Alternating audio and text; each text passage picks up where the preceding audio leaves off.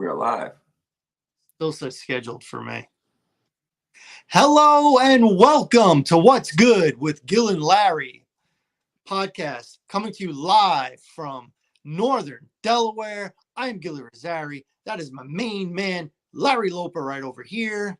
And listen, let's just get right into it. We started late, so let's hit them with it. We've got a football show as normal. We're going to do our tiers, a little bit of Netflix, a little bit of WNBA, but let's start with the man of the hour. Might be the greatest, most unique player we have ever seen in the sport of baseball, Shohei Ohtani. He breaks the record with 50 home runs and 50 stolen bases. Now he's going for a 60-60. Who knows if he can get there? Possibly the greatest game ever by a player. The guy had 3 home runs. I believe he had 3 stolen bases. You could fact check me on that. I know he went 6 for 6 on the game, and he had 10 RBI. And I did say RBI. It's not RBIs, people. It's RBI. 10 RBI. Runs batted in. Say it right. I did. Moving on. Now, his average has gone up quite a bit this year, and he's not pitching. So if you are the Los Angeles Dodgers, Larry, are you bringing him back as a pitcher because that's what you paid for? Are you saying if he has one more injury, that's it with the pitching? Or you're like, no. This is the 2024 DH of the present and future. Look what he can do. What are you doing? If you're running the team, if you're a manager, because it's not the owner. If you're the manager, what are you doing? Because this guy can pitch and what are you doing? I mean, me personally, man, I like the role he came in as a DH. You know, I think he's a phenom. If necessary, if we had to, we were down, maybe rotation, started pitch rotation, took a hit, then I probably could plug him in. But I think his longevity would be more on the hitting side because, as you can see, if you kept him as a DH, he broke a record, bro, 50-50. He created a whole different category. You know what I mean? So as dynamic as he is a pitcher, because he's an awesome pitcher too. You've seen the difference, you know, when he was in the Angels. Once the Angels ain't really have a good team behind him, but I think it put a lot of wear on him. You know what I mean? And I think by him just being a hitter, it preserves him longevity wise. You know what I'm saying? That's like if I could compare it to football, it's like going 2 ways as a football player. You're playing offense and defense. You know, I don't think your longevity or your risk of injury is going to be higher. You know what I mean? Because of how much they're using you. You know what I mean? Especially as a pitcher, man, you could throw your shoulder out. It's a lot of things, you know. And I think maybe as a hitter, you have a lot more longevity as a hitter, you know. And he's a dynamic hitter. He's dynamic. So why? Why even? You know, what's your opinion? Well, they paid for a pitcher. He's a dual threat, but that's what they paid for. If it's me, gosh. I think I throw him out there one more time as a pitcher and a guy who, you know, hits at the bottom of the lineup. He's such a good hitter that you don't want him at the bottom. So they can move him around on how they want to use him as a hitter. I want to get him as many at bats as possible because he hits a lot. He hits for power and he steals bases. But you got him as a pitcher. And you know the baseball saying, you know, when it comes to a team that's hot in baseball, well, a team that's hot is only as hot as the next day's starting pitcher. And that's what he is. So I'm going to try him again. I'm going to roll him out there as a pitcher. Hopefully I could get a couple healthy years out of him as a pitcher. It'll hurt his average. But baseball, if there's one thing you can give up, it's average as long as your on-base percentage is still high. He still has the power. He can still steal bases. So you're trading a number one pitcher for a baseball average, hitting average. He won all those MVPs by being a dual threat. Now this year he's going to win the MVP by just being a DH, which is incredible. But I'm gonna try him as a pitcher. That's what I signed up for. That's what I gave him the contract for. So I'm gonna try him one more time. But if he has another kind of injury, I'm not talking about elbow discomfort. I'm talking about another Tommy John or something where he's going to miss, 2.5 months or anything like that, then I'm probably done with him as a pitcher because I want to make sure I got this guy for 10 years, in that lineup. The Dodgers, with all the star power they have, all you're hearing about is Otani, Otani, Otani. Mhm. That and Major League Baseball would probably step in and say, we can't afford to lose this guy. We have a global audience because of this guy. Mookie Betts is great. We got a global audience because of Shohei Otani. So I'm going to try him as a pitcher one more time, but another real injury, and I'm going to put the kaboot on that. Okay, another thing I wanted to mention was, the WNBA was really hot this year. Indeed. Caitlin Clark, majority of the reason. But now we're down to the finals, and it's a rematch. The Las Vegas Aces are going for their third straight championship in a row against the New York Liberty, which is a match from last year. Yeah. Again, like we talked about last year, I am a Liberty fan. That's the team that I kind of root for. They got a couple stars on that one, Brianna Stewart. But ultimately, Vegas has Asia Wilson, Yes, he does. player not only in the WNBA, but Yeah. probably the best player in the history of the WNBA. Yeah, I give her that. I can't. Maybe Lisa Leslie in her prime. I would have said Cheryl Swoops. I said Cheryl, not Swoops, but the other one. Cynthia Cooper. Cynthia Cooper. Yeah. I didn't give Cynthia Cooper prior to Asia, because what Cynthia Cooper did, she was like compared to Jordan at that time. They really compared her to Jordan, the female Jordan. The way she was bad, man. We forget about her. She really was bad. You know what I mean? So she was always my top because how she dominated. You know what I mean? When she was during that time. But what Age is doing is ridiculous. She's killing you all type. Yeah. She's unstoppable, literally. You can't do. She can hit the mid. She can back you in. She can rebound. She got a hand. She can hit the free throw. You can't stop her. She's averaging 30 plus. You know what I mean? And rebound. So she's a dominant force. But like you said, the New York Liberty has a Sabrina Ionescu, out of Oregon. And they got Brianna. So that's a dual threat right there. Once Kelsey came back for the Las Vegas, that's kind of the glue. She's the glue that keeps them kind of together. You still got Plum, and they got some pieces. It's going to be a great series. It's going to be a great finals. And kudos to the WNBA. They got Portland. They're expanding. They brought Portland to bring Portland back, one of the original franchises. So it's a good thing. It's a good thing. Hopefully their attendance could rise because only one that I know that was selling out was Indiana. I don't think the Liberty sold out. I know Indiana was because Indiana had like 20,000 for a WNBA game was unheard of. And we know why. Oh, we know why. Well, she won the Rookie of the Year. Well deserving of it. Well deserving of it. Her by a mile. It was a race first half of the year until the happened. But after the Olympics was over, that was like a shot. Yeah, the game got slow to her. Yeah. The game got slow to her. Isn't she leading the league in assists? She is. See, and that's why I love her as a player because once again, we knew she could score. Mm-hmm. A great player to me is how you impact a game. Mm-hmm. You know what I mean? And better. Straight up, if you could make your team better, which she did, because she said, okay, if I'm not going to let the team down by just jacking them a bunch of shots, I can affect the game other ways. You know what I mean? Hey, they think I'm gonna come and pull these threes. No, I'm gonna sit on my big girl. I'm gonna feed my center. I'm gonna start getting my role players, my wing players in the game. She was averaging double-digit assists. So that shows she's an unselfish player. She's a team player. I love them type of players, man. I really do. And she knows she can get hers anytime. So when you can get yours anytime, why not get your teammates involved? You know what I mean? So kudos to Caitlin. Caitlin Clark, Rookie of the Year. Asia Wilson, MVP. Caitlin already got the Rookie of the Year. Did they already give that out? They gave it to her.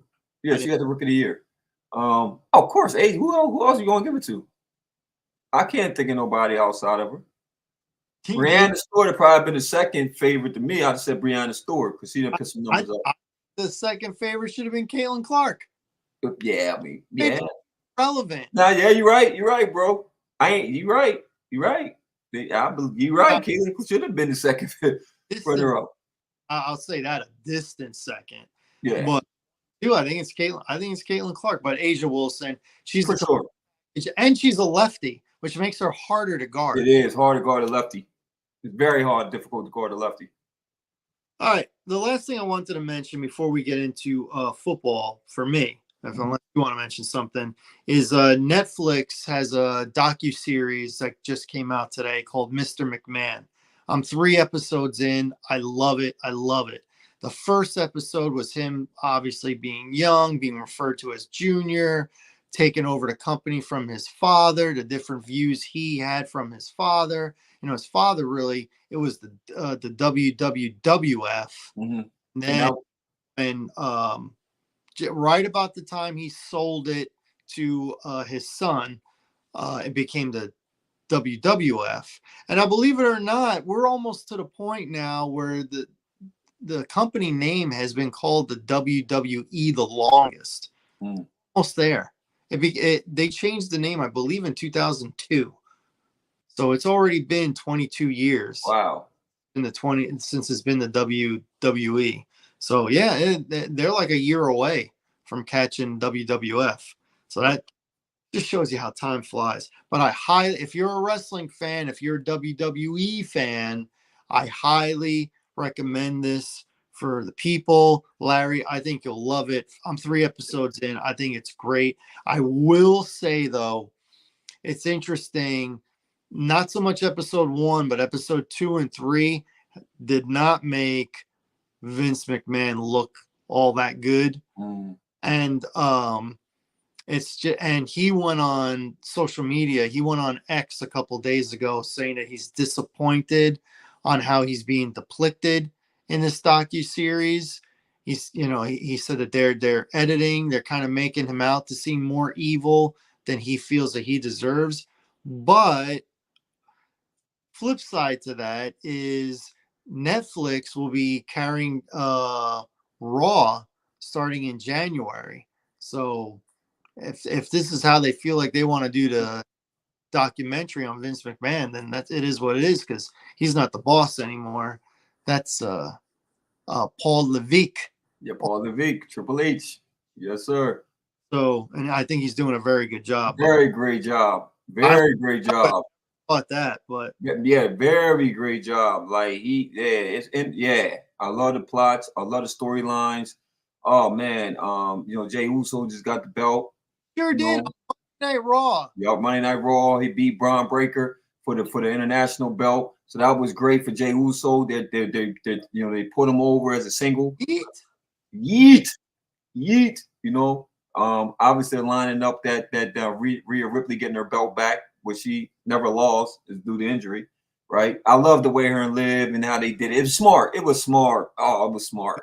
It was smart how they transitioned and switched up the Judgment Day. I like that. How do you like Damian Priest and Rhea Ripley as baby faces now?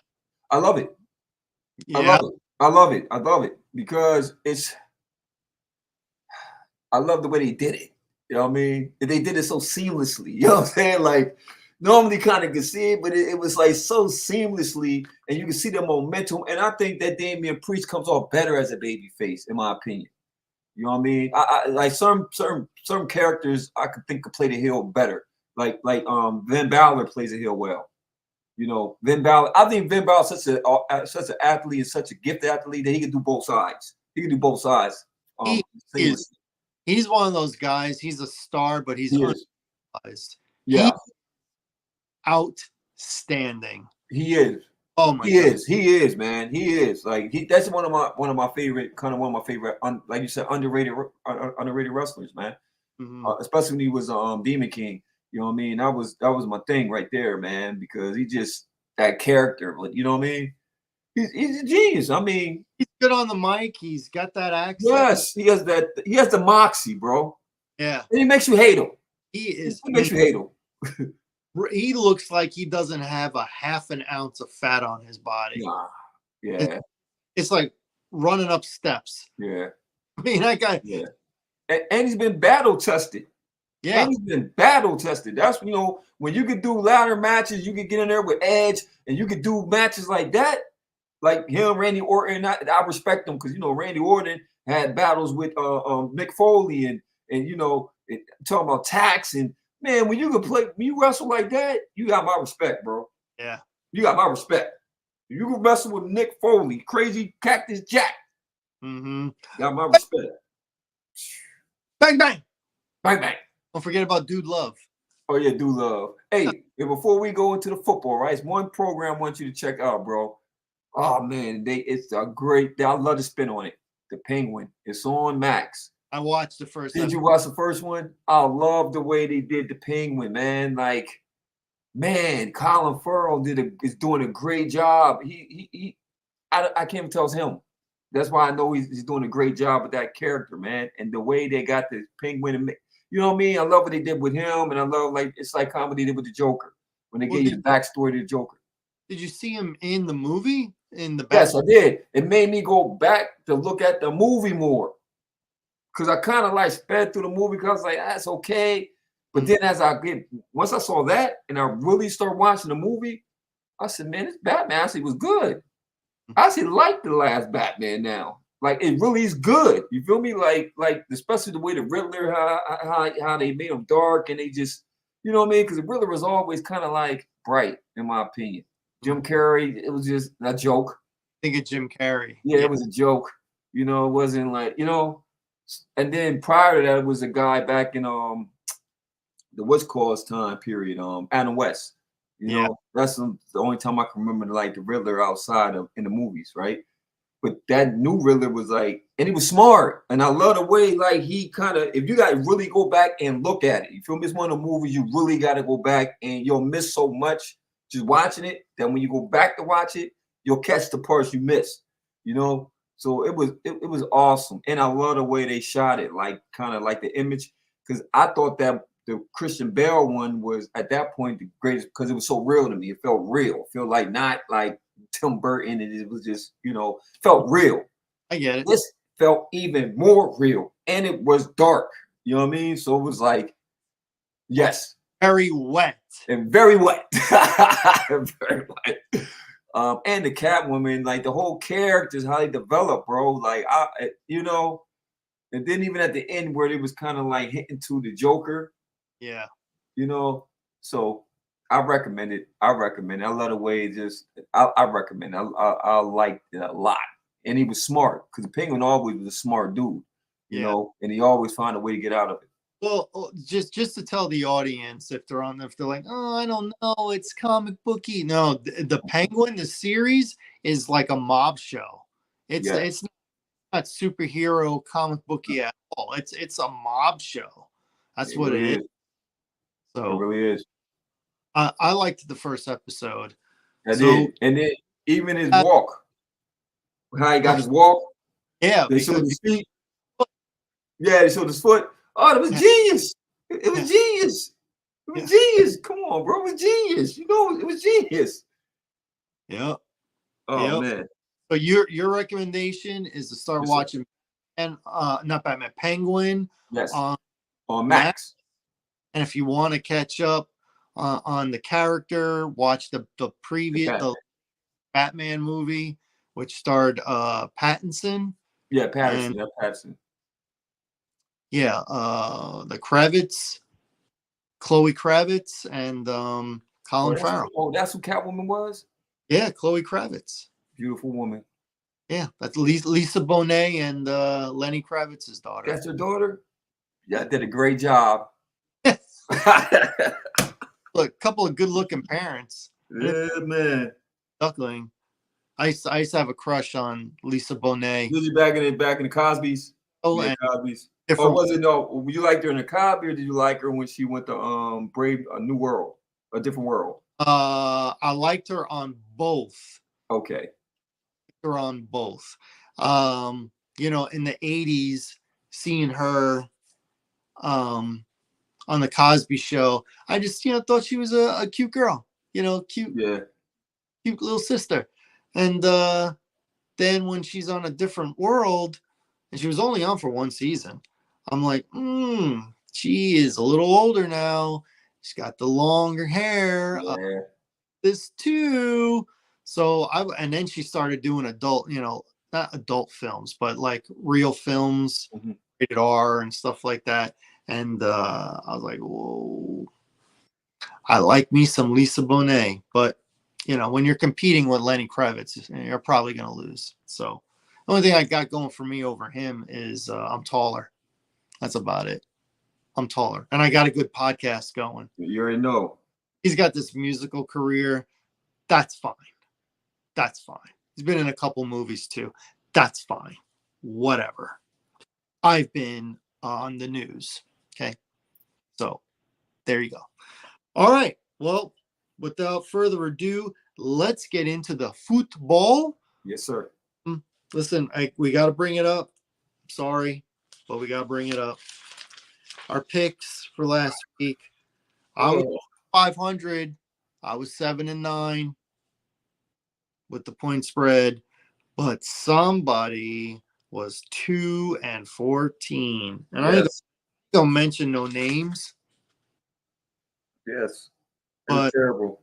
2-14. So on the year, I took the lead. I'm 18-29, not anything to write home about. And somebody else. Yeah, it was bad, man. It was a terrible week. Only thing I can say is I definitely jumped out the window on some picks. I definitely winged some picks, and I could live and die by that decision. One of the decisions is, it's cool. Unfortunately, the parody of the football, NFL football, so far has been that these underdogs are winning straight up.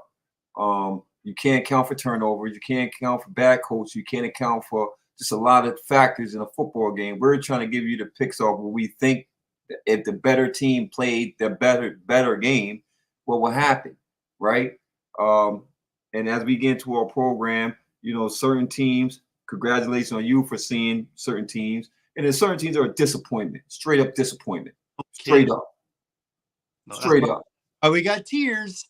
That's why we got tears. Why we got tears. All right. So my tiers, 3 teams per tier, A, B, C. Mm-hmm.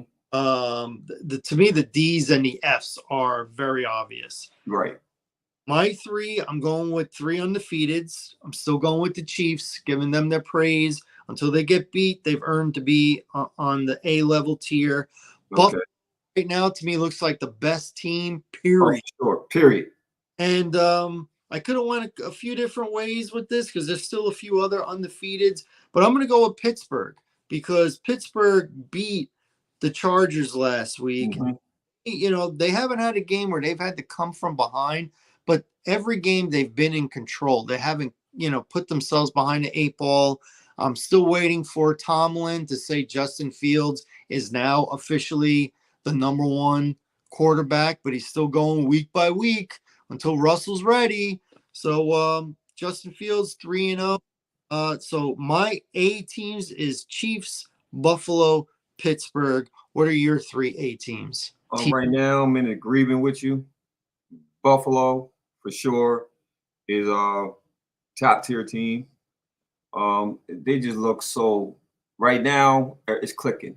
You got to get OC a lot of credit. The defense is starting to play. They destroyed Jacksonville. Wasn't even a game. Josh Allen's playing on an MVP level right now. You don't know who's going to kill you. You don't know who's going to kill you. And I think that's a big part of it, the way he's disguising things and getting people in motion and just different cover. It's a work of art, Steelers, hey, man, it shows you good defense. Back what you were saying, that you supported Justin Fields when he was with Chicago, that nobody really got behind him, right? And it goes to show you, as long as you can minimize the turnovers, the way Arthur Smith is dialing up for him, he's not making Justin Fields do too much. He's saying, give what the defense gives you. You don't have to play hero ball. We got running backs and we got a top 5 defense and not number 1 defense that's going to get us through this game. Just don't cough the ball over. bad. Don't be the reason why we lose a game, right? And they've been opposing their will on games. You know, they've been playing. I'm surprised. I mean, I didn't see the Steelers being 3-0 at all. I really didn't. And in Kansas City, like you said, man, you know, I thought that you know they've been playing like champions. These are the games you got to win. Close fought games. You're getting everybody's best shot. You know what I mean? So I don't see too many blowouts unless you're playing like maybe a Jacksonville or maybe a Carolina or somebody. So you're playing teams are going to give, and even in that cases, they're still going to give you the best shot. Y'all the Super Bowl, reigning Super Bowl champions. So these are the games you have to win, the close games. You know what I mean? So yeah, I got Kansas City as top tier dog till they get beat. Mm-hmm. Awesome. Okay, the Bees. These are teams that not only are good and you could have put them in the A, but they are kind of overachieving a little bit, in my opinion. I've got Seattle, who's undefeated. I got Minnesota, who's also undefeated. And I got the Green Bay Packers because Jordan Love goes down and you think, uh-oh. And they've won 2 straight since then. So they haven't missed a beat. So I got Seattle, Minnesota, Green Bay on my B level. Who do you have on your B level? Man, yours is a great. I forgot about Minnesota too, and Green Bay. Yours is actually a better list of mine because yours is justifiable. But I'm gonna tell you what I wrote down. I wrote the Eagles because I thought that they gave up a great defensive performance with the Saints. I had them losing that game going down there. You had them winning. Congratulations on that. But they actually played a good defensive game. They really did. And I thought they were going to lose it at the end, but they gritted it out and win. Saquon stepped up. They lost Devontae Smith. They showed me some grit in that game. You know what I mean? They went down to a hostile environment and pulled the dub out. You know, I still think they're one of the top teams in the NFC. Even with deficiencies on defense, I think their defense will get better. You know, it takes time for you kind of work a new system in. The Lions showed me some character. They went on the road, especially after the disappointing loss to the Bucks. You know, they went on the road in Arizona, who just came off a decisive win against the depleted Rams, which don't mean nothing because we see what the Rams did with the 49ers. So you know what I mean? Mm-hmm. And the Lions went there and pulled it out. You know, Jared Goff, the offense played a good game, and the defense stepped up. You know, they contained Kyler Murray in that offense. So I thought they did a very good job. And last was the Jets. Aaron Rodgers coming on. The defense actually played well. Yes, it was the Patriots, but once again, you dominate teams. You got to dominate, you know, and they dominated them. You know, all facets of that game. You know, they beat them so bad they ended up putting May in. They put May in at the end just so you get some garbage PT reps. You know what I mean? So once again, I believe yours is actually better because we're gonna argue Green Bay, Minnesota, and what was the third team you had on there too? Seattle. In Seattle. You can't argue that. You can't argue that. You know, I can't argue that. You know, so yeah. All right, cool. Now the C level, once again. Oh my goodness. Still passing, but underachieving now. Oh man. Thought they'd be B to A, and they're C. They're not a D or an F. We know what teams those are. Jacksonville, Cincinnati. But this is C. So underachieving, barely passing to me. San Francisco, Miami, and Cleveland. All 3 of those teams only have 1 win. They're 1 and 2 with, I'm going to say, Miami and Cleveland, arrow pointing down. San Francisco, arrow's not go up or down. It's this kind of level. They got hit with the injury bug, and I think this McCaffrey thing is going to last longer than people thought. Yeah. But ultimately, San Francisco, Miami, Cleveland, underachieving. They're at the C level, in danger of going to like failing. Who are your 3 teams? My 3 teams is actually at the 49ers. Once again, you know, yes, they took some injuries in that game against the 49ers. I mean, they was banged up too, you know, but you don't lose a game like that. You don't lose not when you're dominating the whole game, you know. So that's disappointing. My boys is definitely disappointing. just disappointed, man. It's 2 home games that we got dominated, but we made a push at the end. But still, it was like they dominated us. They bullied us. They ran all over us. We made Derrick Henry look like Derrick Henry of old. I'm getting tired of all the chirping and talking about it. All we do is talk, talk, talk. Okay? Talk, talk, talk. When we gonna start producing? Okay? So it's very disappointing because technically we should be better than that. You know what I mean? And then I got the Bengals, man. I got the Bengals, man. Yeah, they're on 3, but you got Joe Burrow. Yes, they traditionally start off with slow starts. And yes, they were supposed to beat the Commanders. They just got outplayed by a rookie that didn't play like a rookie. They went in and played with confidence. You know what I mean? So shout out to the Commanders because I did not have them winning that game at all. I thought it was an easy game. And they went in there and did what they supposed to do. So it's very disappointing for the Bengals because I don't think they're really an 0-3 team. You know what I mean? I don't. I think they still have the pieces where they can make a run. So that's why I got them as on that level right now, even though they don't have no wins. Right. I could see you saying Dallas. I was this close to putting Chicago in there. This close. If I could have had a 4-team, it would have been Chicago because there ain't no way they should have lost to that trash. No. I don't even think they have a quarterback. No, you don't. They got a running back, a big running back that plays quarterback. They had so many chances. But again, the Bears, their O-line, you give me a bad O-line, and then you're also giving me a bad offensive coordinator because he can't do what he wants to do. Quarterback can't do what he wants to do. I will say that Caleb showed flashes of some good stuff, but he also had some bad stuff too. Bears cannot run the ball. The Colts are ranked 32nd in the league at stopping the run. Yes. And the Bears decided to make Caleb Williams throw the ball 50. And I want to talk to you about that. I'm going to talk to you about that, right? Okay. Because everybody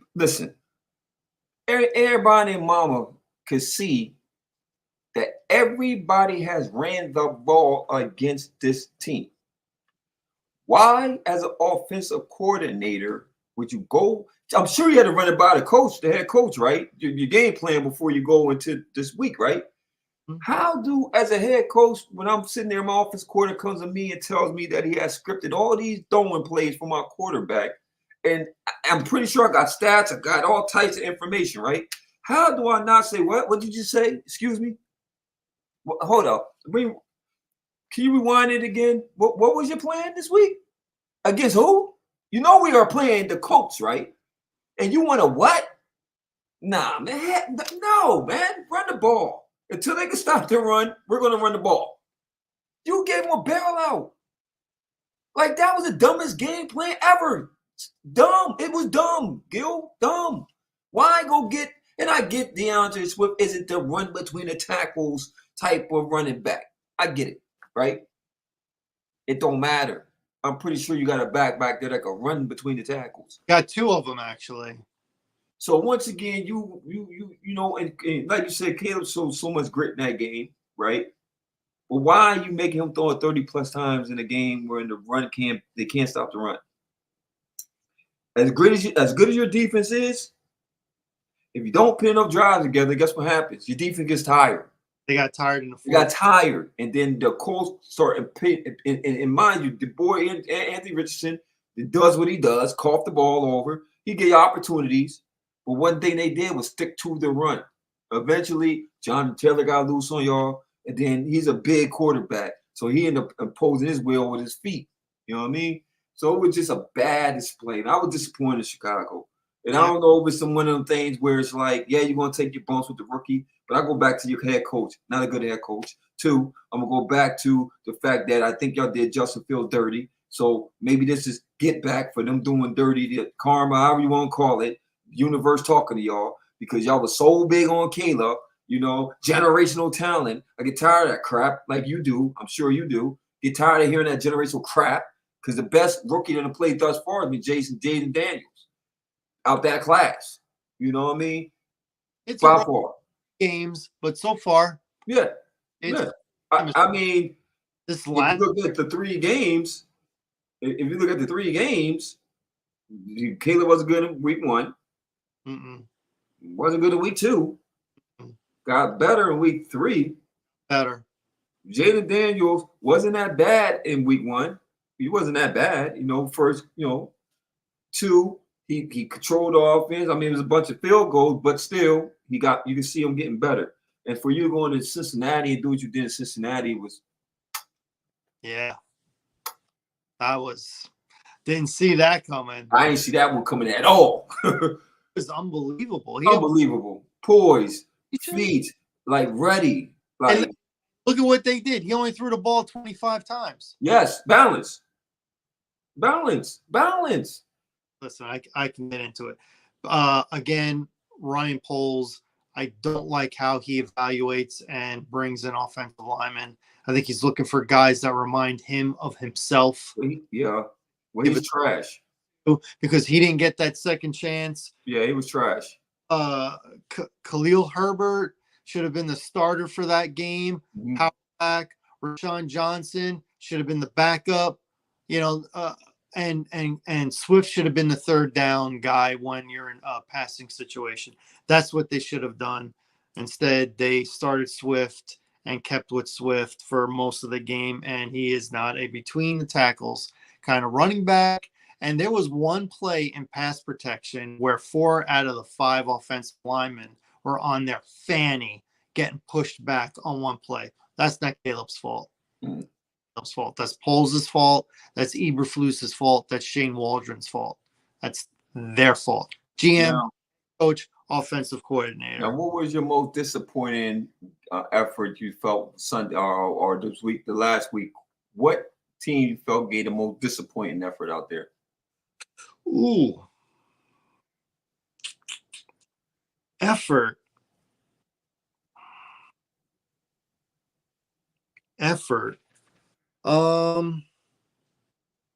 Who did the Giants play last week? Browns.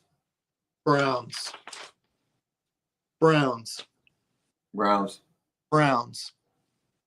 was most disappointed in.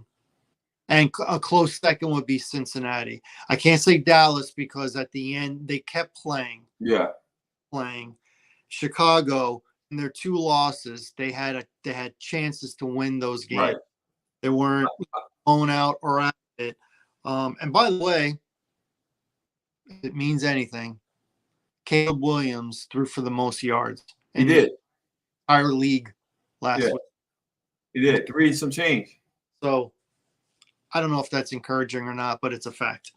So I would say Cleveland 1 and Cincinnati 2. I had the Raiders. Y'all got bullied at home by the Panthers. Big difference with a guy who, Yeah. And I don't know how you it's enough tape on Andy Dalton for you to come get some type of game plan against Andy Dalton. So that was terrible coaching. Just terrible coaching, straight up and down. Y'all got beat. It was just ugly. At home, to get destroyed by the Panthers, very, very disappointed. Very disappointed. And I'll say a clear second would have been Jacksonville. Just, oh my goodness, if you want to take the life out of a team, that was embarrassing. And then it's not looking good for Trevor Lawrence and Doug Peterson, man, because you making $50 million a year. You set the bar. You set the standard for the pay rate. Yeah, don't look too good. What team right now do you think for the foreseeable future, I'm talking this season, is in dire straits in a worse situation right now, Jacksonville or Miami? Because both those this season bag. For this season, I'm gonna say Jacksonville. I mean, if Tua doesn't come back, well, he's coming back, but if you sneeze on him, are you gonna, is he gonna have to go on concussion protocol again? Yeah, that part. And momentum is everything in this league. What's more repairable, Jacksonville or Miami? And the backup got hurt. I know. So now you're going with a third string. But Tyler Huntley, if he does play, I think he has a better shot than the second string. This is the same quarter that I played in Baltimore. So he has some experience, and I don't think he's going to be rattled. He doesn't play like, he doesn't play like a backup. You know what I mean? Because you got to think he had to be the starting quarterback because Lamar sat out all that year because of contract. And then when he did come back, he said he was injured. So he pretty much played the whole year. And, he almost led him to a play. I think he led him to a playoff spot or close to one. Yeah, and remember Lamar didn't play 2 years ago. Yep, he didn't play, yo. So he has experience. So I think Miami is actually in good hands with Huntley. You know what I mean? Once he kind of gets speed to the play call. Plus he can make moves with his legs too. So I would say Jacksonville, man. Because Joe Peterson, he has no control of the team. They don't have no. I don't see. But he has no answers. You're at the podium and you don't have any answers, and you're like befuddled and you don't know what to say. And the owner said going into this season, he said, "This is the best team since I've owned the team roster-wise that we've ever had." Right. So you don't know how to get it together. They've been twice since he's owned the team. So, you're 0-3. 0-3. You haven't won what, y'all, on an 8-game losing streak? Yeah. They haven't won since late November last year. Yes. So that weighs on the conscience, the mentality, you know what I'm saying? The practice isn't the same. Preparation isn't the same. Once you start getting down, you start looking at your quarterback, you start looking at all these skill positions. So at this point, man, it's a lot going on. And yes, they have been decimated by injuries in the backfield. Yes, they're. I mean, unfortunately, this year has been an injury plague year. It has been. All the major teams that we're talking about have injuries. San Fran injuries, Rams injuries. We can go on and on and on. Saints just probably lost their starting offensive lineman. McCoy, he went down. Atlanta just lost 3 people. A defensive Hargrove just went down to the 49ers. It's just been injury after injury. Devontae Smith, that whole receiver core out for Philly. Mm-hmm. AJ Brown's not guaranteed coming back. The Rams got 3 backups on the offensive line. They're 2 starting wide receivers and their starting tight end out. So it's been one of them years, bro. And you can say it's because teams didn't play preseason. I still go back to preseason. Playing, they're not building up. They're not building it up, bro. They're not. They come in cold and they got to warm up, and it takes them the month of September. This is preseason. This is preseason. We got one more week of preseason. Yeah. So I would, as a coach, especially going to next year, I would reevaluate how I want to really attack. I would want to get my starters, and I'll go back to the old ways. Because they still had the cuts. They still knew who they was going to play. They still got all their cuts and stuff in, evaluated talent. They still was able to do it. They're injured more now. Yes. They were 20 years ago. Yes. It had their starters playing a quarter, playing a half every single game. Yeah. We know this. We know it. All right. So the race for number 1, which means 3 teams going to get that number 1 pick right now. Oh, man. I got the Pats, the Giants, and I still got Carolina. Me too. I don't think they're going to keep Andy Dalton as the starter all year, and he's going to lose games anyway. Yeah, he is a backup. Carolina's good all of a sudden because they had one good week. No. So I'm going to say right now, man, the Pats really come back to earth fast, really fast. They can't score. They can't score. They can't score. Giants neighbors. He looks like he's the real deal. Oh, he really is. He opens it up. He really is. Even with Stevenson, they don't score. It's field goals. They don't get no points, bro. And I think I can at least say with the Giants, I think the Giants won't get that one because they do have a decent, the front is decent. They can bring pressure. They can definitely bring pressure. They're still a bad team. They still need a quarterback. So I don't see them winning that many games, but I would still say Carolina. Carolina is still, I think, going to finish. He's going to get that number 1 pick. I got Carolina 1, Giants 2, Pats 3. Yeah, So by next week, yeah, I got the same. I don't know. I think the Pats might be the squeeze. I think the Giants might be the squeeze a win or two. So I actually got Carolina, the Pats, and then the Giants. Okay. Flip flop to 2 and 3. I got Carolina, Giants, Pats, but when and by next week I might have the Pats number 1 because I don't like how they can't score. Yeah. Now I got a question for you. I heard this today. This is out of the blue. Not counting the Thanksgiving games. How many times do you think the Dallas Cowboys have played on a shortened week? That means playing on a Sunday and then playing Thursday. Not counting Thanksgiving. Guess how many times? I was very surprised at this. And so were the people that were giving me this information on the radio. What, 20 times? You say 20? Yeah. Take away the 2. 0? 0. They have never played on a short week? Never. Now, they've played Thursday games. Right.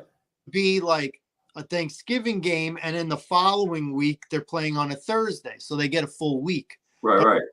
Sunday to Thursday. They only do that on Thanksgiving. This is the first time tomorrow that they're playing on a shortened week. Wow. Never done it. There's no precedence for it. They don't know how to prepare for it. First time, and it's a divisional game. Yeah, it is. So I was shocked. And so were the guys on the NFL channel when they were saying it. They were like, they're like, this is not a coincidence. There is no way. No way. So I don't know. I'm not saying, just saying.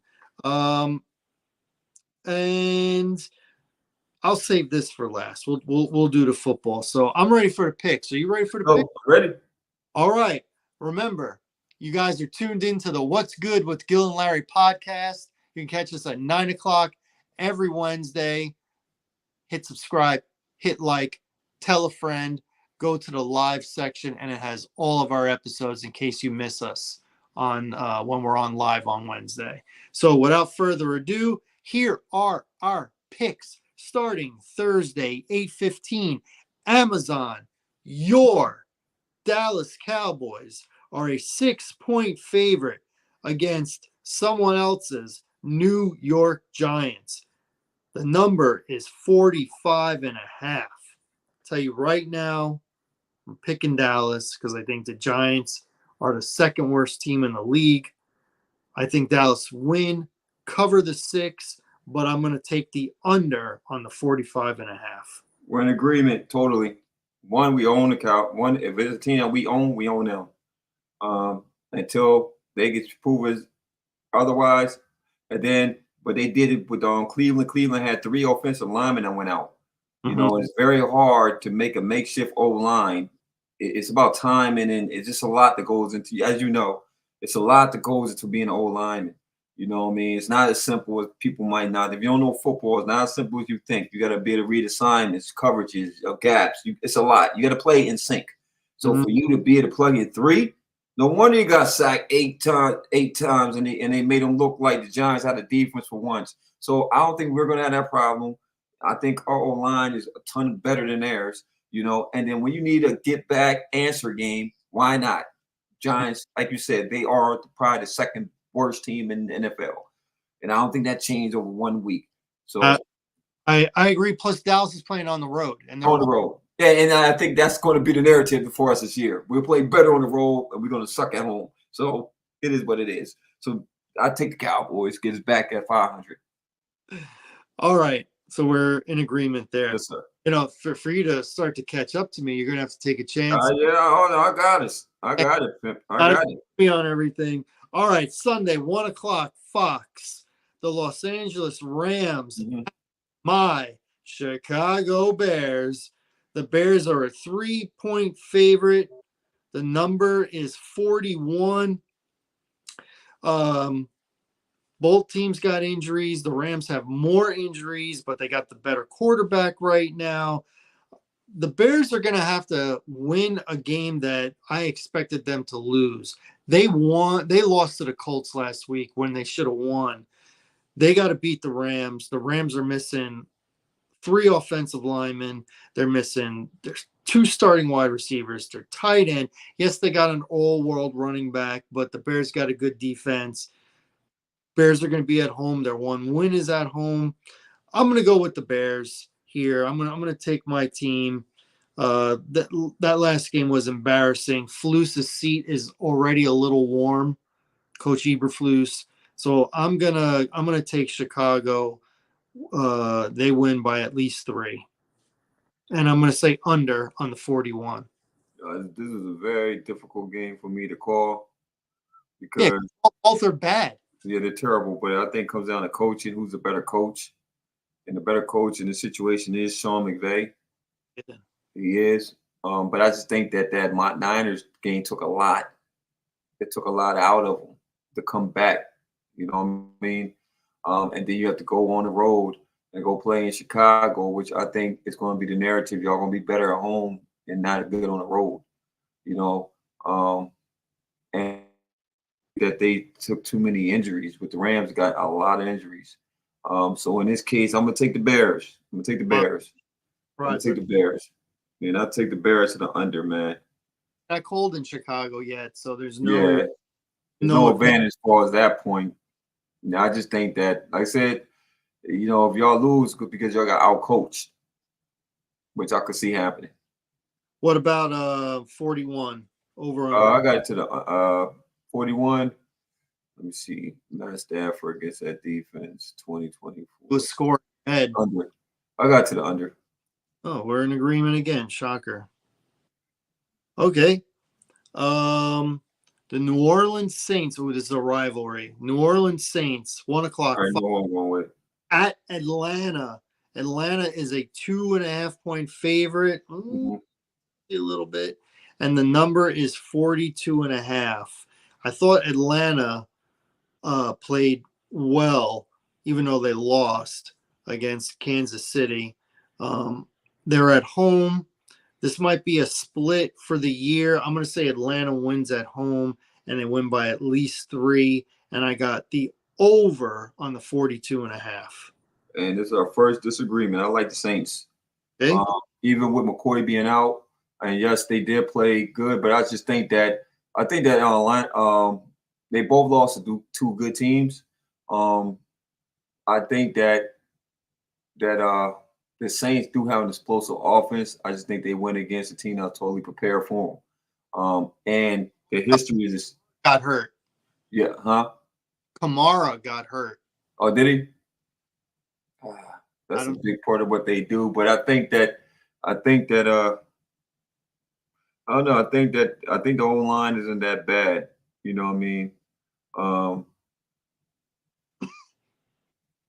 Yeah, I'm gonna stick my guns with the Saints and over.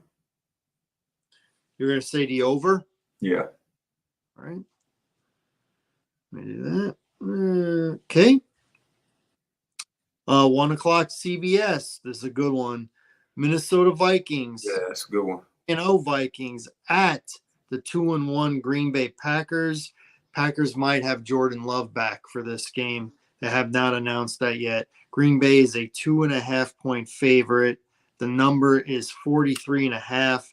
I have Green Bay at home winning by at least 3, and I have the over 43.5. I got the Vikings. Okay. I like the Vikings. I like what Brian Flores is doing, and I like the O-line of the Vikings. I think they have a real good O-line. I think they have the best receiver in the game, Justin Jefferson. It's going to be a matchup, and Jair Alexander is going to take that on personally. You feel me? So it's going to be a great matchup between them two. They both got running backs that can run the ball. I just think the looks that Brian Flores is able to give, and with Jordan Love or Malik Willis back there, I think he's going to just make it difficult. He's been making it difficult for all the quarterbacks that he has faced. You feel me? I do like Matt LaFleur as a coach. He's a great coach, and he'll definitely have him coached up. I just think, and they always split. So I just think that if anything, Green Bay will probably beat them at Minnesota later on. So I got the Vikings winning this game. I think Sam Darnold will stay hot, and just takes advantage. And It'll I got be to the over. Turn of Aaron Jones. Yeah, and I got to the over. And the return of Aaron Jones was always the revenge games. So give me the over. Over, and you got Minnesota. Good. 1 o'clock CBS.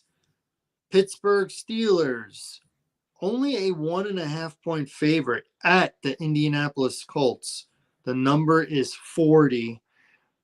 That number I find strange, but I still think the Colts aren't good and Pittsburgh is pretty good and they got a good defense, especially. So if Justin Fields just takes care of the ball like he's been doing, I got Pittsburgh winning outright, cover that number. Yeah. 40 makes me think it's going to be low scoring, so I'm going to say under. I'm going for the under also. And one thing that I think I think it's one of them trap type situations. I think they're looking for the trap, the letdown game. I think the majority of bettors is going to be on low over the Steelers because of the point line. You feel me? And they're looking for the trap, right? And then once again, the Colts play better at home. So I can see why it's kind of shifted because they play better at home. But one thing that y'all didn't do, what the Steelers will do, is run the ball. You know what I'm saying? It's a simple plan. It's not like just if they're going to just say, oh, let's scrap it and go to do something they haven't done all year. They have not had Justin Fields sit back there and throw 40 times. They're going to be committed to the run. The coach can't stop the run. And one thing about their quarterback is he's erratic. So he's going to throw the ball. He's going to cough the ball over. You feel me? And you got J.J. Watt bearing down on you. Now, the only way this game is shift is because T.J. Watt does get injured. So that's the only fear I have is he gets injured in this game, which will mess up the whole game. Because once he go down, still is a whole different team. Outside that, if he stay healthy that whole game, I like Steelers to the under. You heard what I just said, right? So we come back next week and he got injured. I'm be like, I told you, Gil. Yeah. He's a great player, though. 1 o'clock CBS. Denver at the Jets. The Jets are a 7.5 point. I'm sorry, brother. And the number is 39.5. Jets look like they're pretty well. Denver coming off of a win. Yeah. Second road game. It's a second road game, and I kind of with Pete on that one. It's hard to win back to back. You're going in there. You got big confidence beating Baker and them boys down there. Bo Nix played good under the circumstances, but once again, he looked good because we know the Buccaneers' back was depleted. They had a depleted backfield, so they just took advantage of injuries in their backfield. That's the weakest part of the game was the backfield. So you're asking Bo Nix to go in New York and do that again. The Jets have not been dominant on that side of the ball, but I like the talent on that side of the ball. It's just the number for me. 7.5 is the problem I'm having. You know what I mean? Because Denver can score. You know what I mean? Yes, Aaron Rodgers ain't going to see no pressure, so he'll pick you apart. But you still got Surtain back there, Pat Surtain, and they got some pieces back there. I'm trying to think about the run because I'm trying to think the Jokers run them. The first week they went to Seattle, they got ran on. Second week they played Pittsburgh and they got ran on. They kind of, determined it. Geno beat them in Seattle, New York, 7.5. The Jets the second week played Tennessee. And then they just played the Pats last Thursday. Yeah, I was thinking about Denver.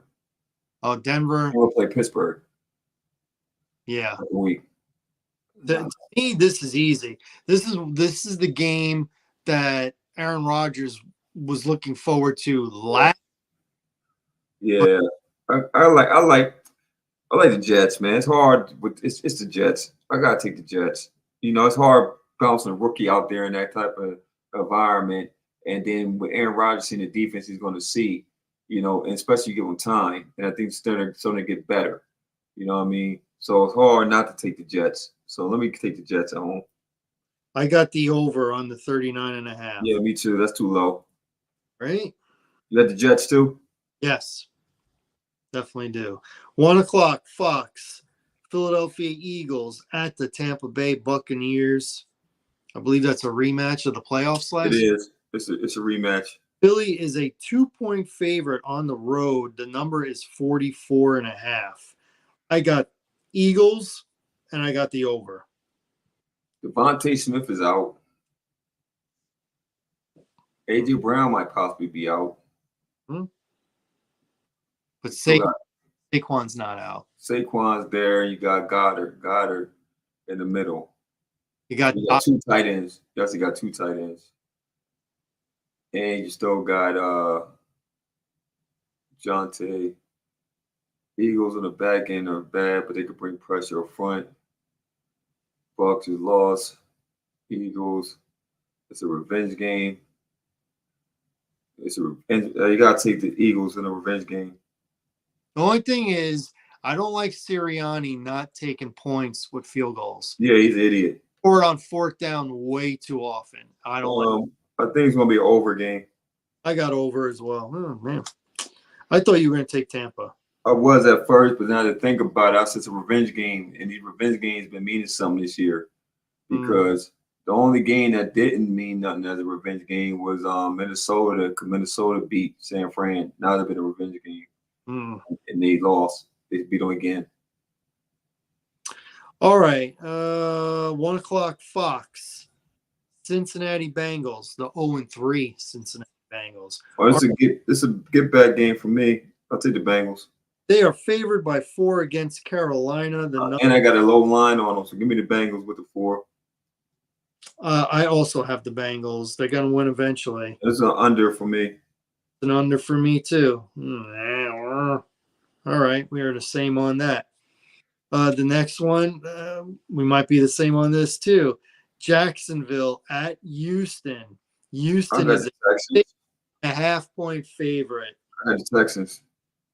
Ooh, this is where we differ.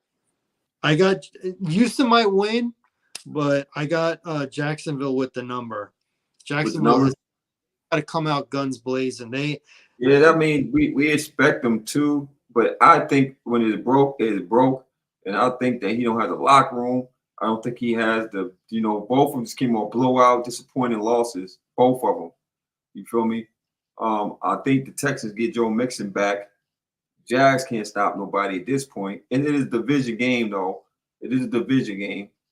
And the last win Jacksonville had was in Houston. That's right. It was. Yep. And Houston has not performed like we thought they were. They haven't been dominant. You said Houston.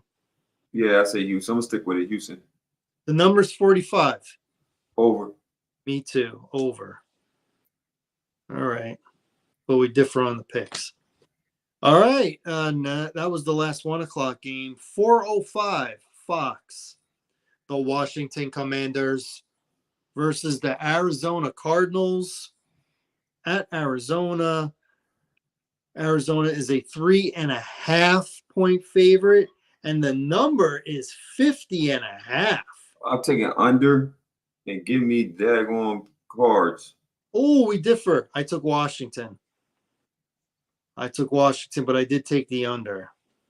Even though I'm going against my rules saying if it's 50, go over. Yeah, I think once again, you got two defenses that really can't stop nobody, right? They can't. You're going on a road. It's the second road trip. It's just hard to win back-to-back road trips. Not only that, it's all the way on the West And it's on the West Coast at that. And Kyler Murray is in the bad quarterback. He went against a good defense. I mean, a decent defense in the Lions. You know what I mean? So I don't see that happening with Washington. I do. Jalen Daniels is definitely the guy. You know what I mean?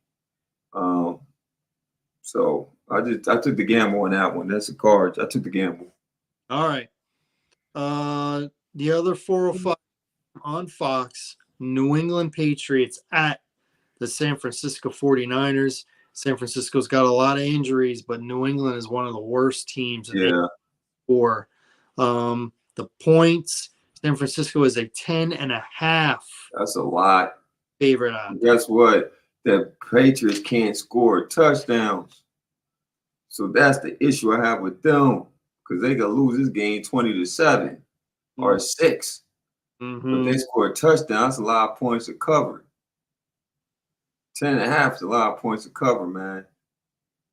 With a bunch with an injured ball club. Can't you see a 20-9 final? I could. All field goals.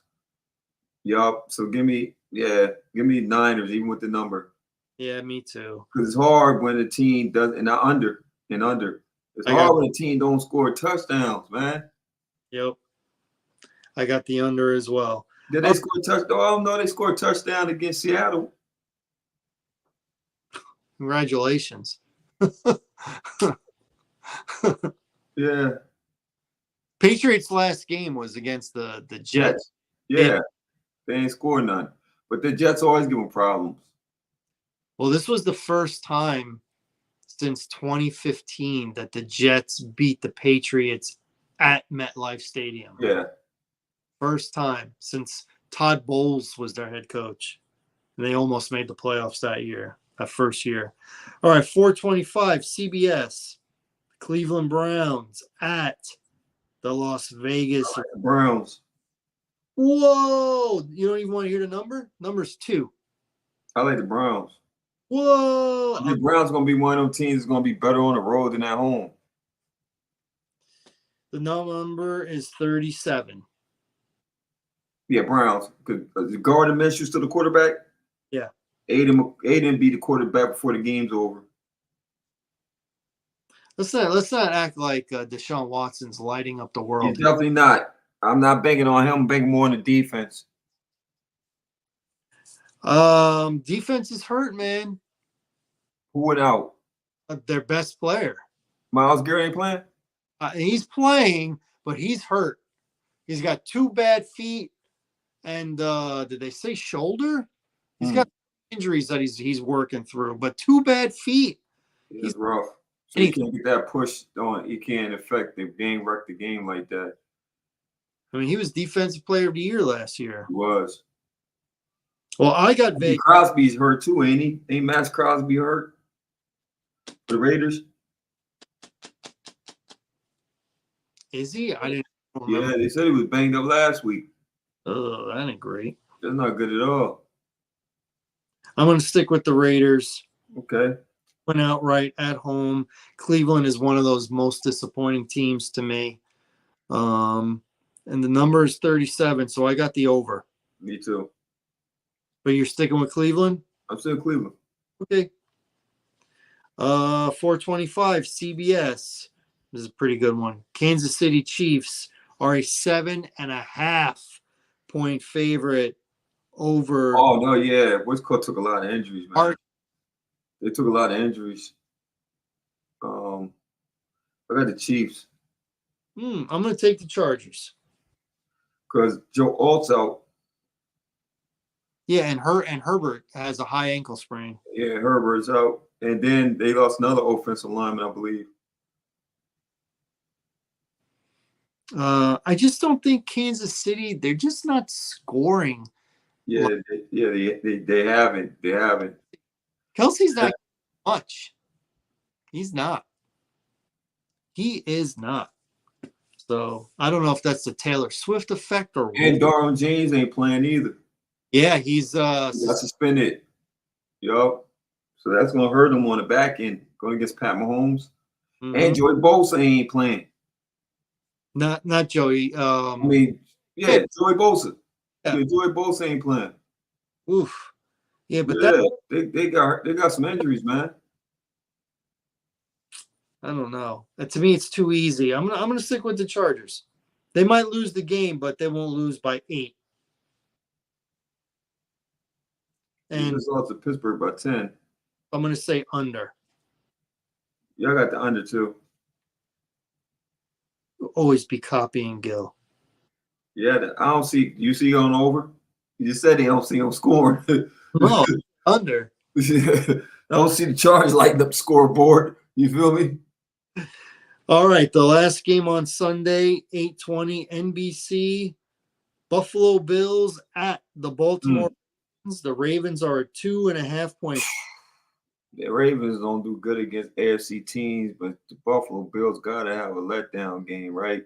And Buffalo's and the Ravens a hard place to play. And they lost their last game at home. That defense playing lights out. They still got all types of motions they throwing at them. I'm still not impressed with the Ravens. Give me Buffalo. Yeah, I got Buffalo too. I believe the Josh Allen middle finger tour continues. Yeah. 46.5, I took the over. I took the under. Oh, under. How about that? Okay. Monday night again, 2 games.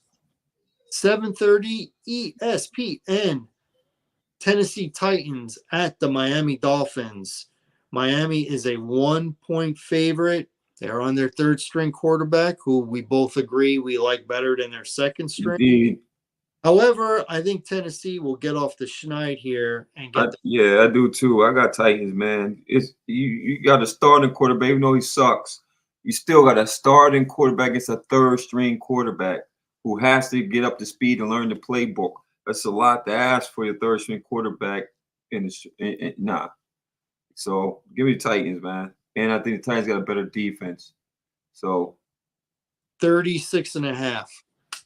under. Oh, I took the over. Yay, we disagree on something. All right, and the last game, 8:15 ABC, the Seattle Seahawks against the Detroit Lions. That's a pretty good game. It's gonna be a real good game. 3.5. 3.5. I believe in Geno. Give me Seattle. Oh, I took Seattle too. I almost took Detroit, but I didn't like that half. And the number is 46.5. I took the.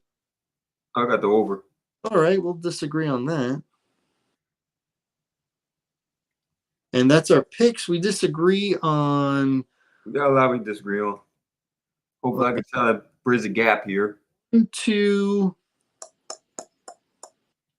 3, 4, 5, 6, 6. We disagree. Yep.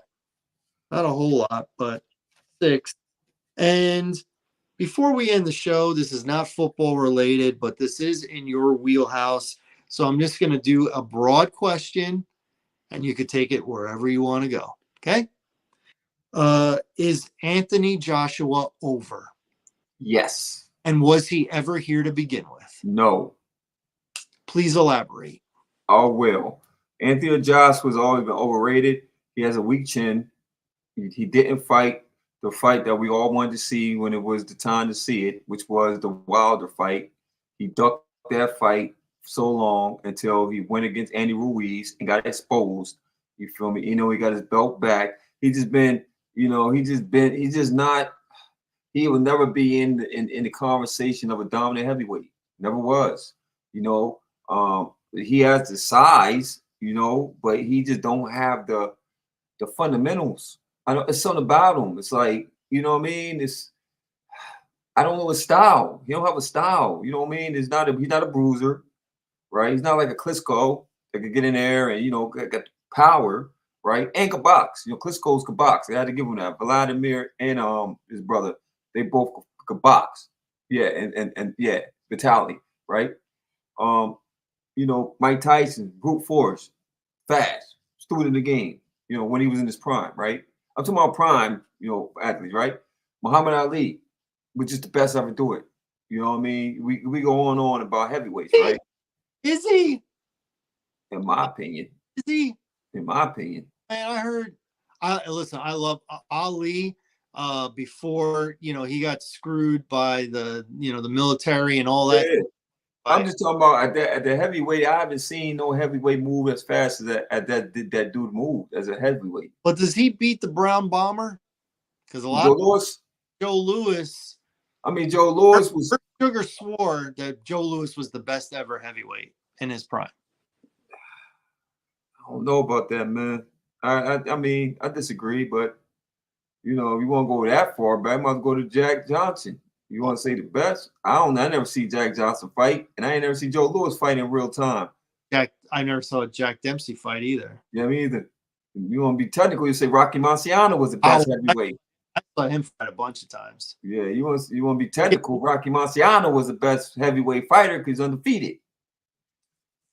Yeah, you know, I don't know. I go by the.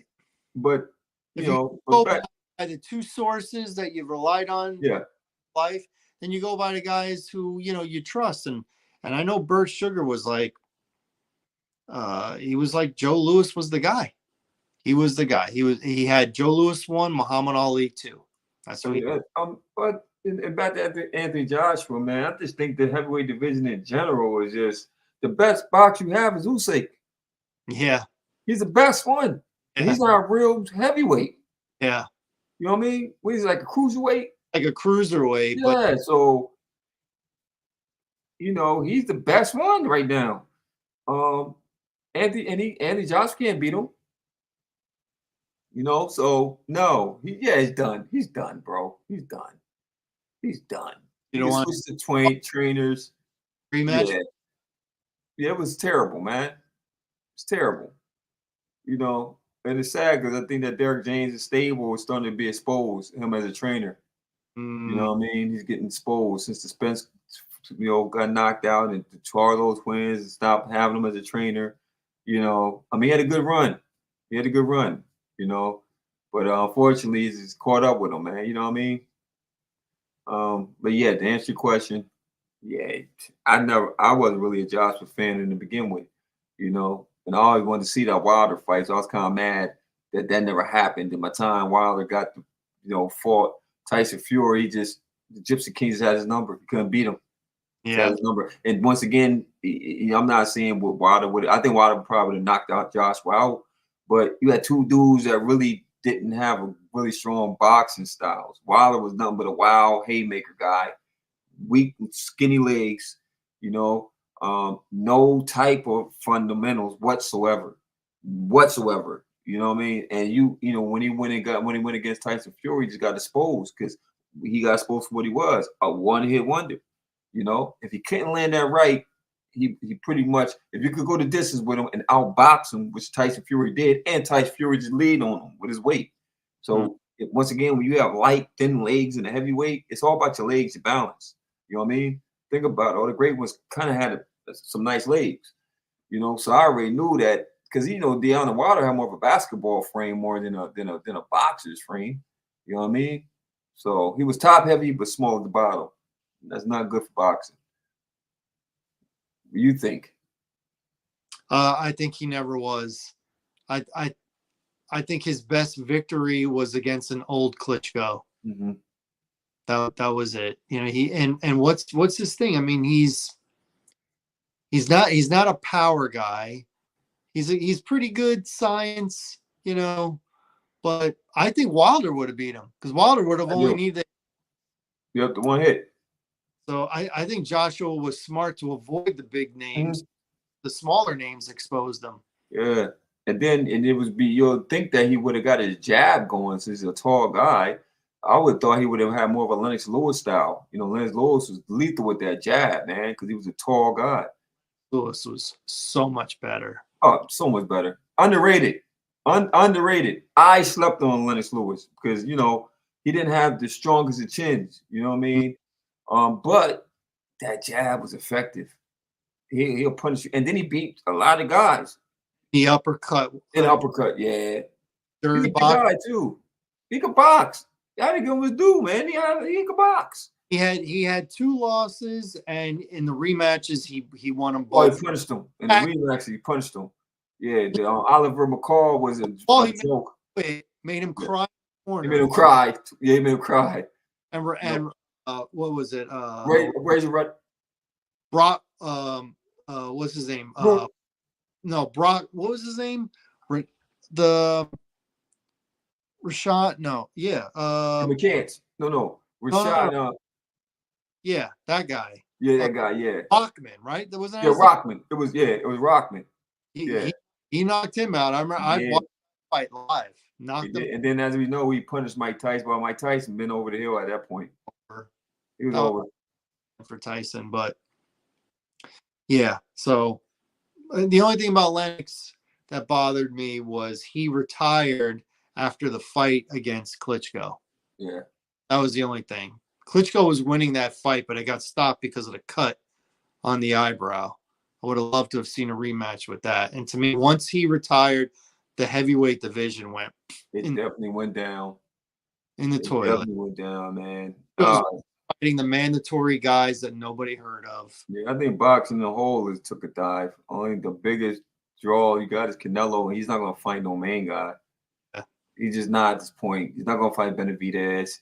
He's not gonna fight, he's not gonna fight nobody worthy of fighting at this point. Why would he? Right. That last fight was a joke. I knew he's Mhm. gonna beat that guy. I seen his other fights. Didn't go. He went to the UFC event in Mexico so he could be in the Sphere. Yeah. So dumb. It was dumb. So dumb.